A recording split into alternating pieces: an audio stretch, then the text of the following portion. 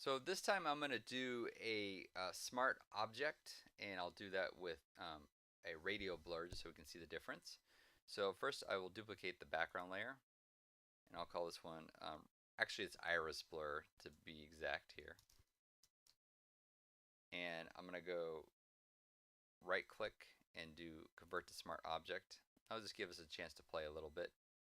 And I'm going to go filter, blur gallery, iris blur. And we've got some interesting things that are happening here. So we've got our intensity in center here set at 15. And I'm just going to kind of increase that just a little bit so we can see a little bit more. And we've got kind of this oval.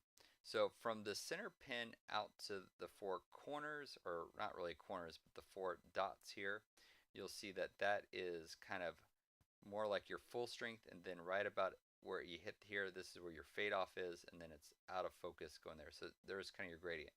In fact, there's this little circle here that popped up. You'll see that it's kind of full strength to that circle.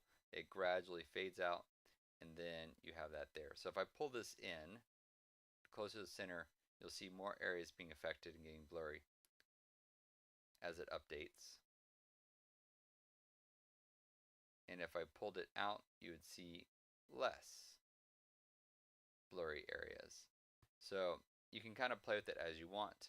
You can also change the size of the circle, or the shape might be a better way to put it. So I can make it more closer to a rectangle, or I can make it more like an elliptical here and play around with it that way. And you can move it around too. So the other effects are still there, but that gives you kind of an idea for an iris blur.